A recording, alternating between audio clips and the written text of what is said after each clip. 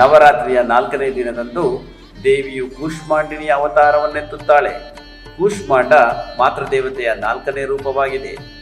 ಕೂಷ್ಮಾಂಡಿನಿಯನ್ನು ಈ ಭೂಮಿಯ ಸೃಷ್ಟಿಕರ್ತೆ ಎಂದು ಕೂಡ ಹೇಳಲಾಗುತ್ತದೆ. 8 ಭುಜಗಳಿರುವ ಕಾರಣ ಅಷ್ಟಭುಜಾದೇವಿ ಎಂದೂ ಕರೆಯಲಾಗುತ್ತದೆ. ಸೃಷ್ಟಿಯ ಅಸ್ತಿತ್ವವೇ ಇಲ್ಲದಿರುವಾಗ ಎಲ್ಲೆಡೆ ಅಂಧಕಾರವೇ ಪಸರಿಸಿತ್ತು. ಆಗ ಇದೇ ದೇವಿ ತನ್ನ ಈಶತ್ ಹಾಸ್ಯದಿಂದ ಬ್ರಹ್ಮಾಂಡವನ್ನು ಸೃಷ್ಟಿಸುತ್ತಾಳೆ. ಇದರಿಂದ ಇವಳೇ ಸೃಷ್ಟಿಯ ಆದಿಸ್ವರೂಪ ಶಕ್ತಿಯಾಗಿದ್ದಾಳೆ.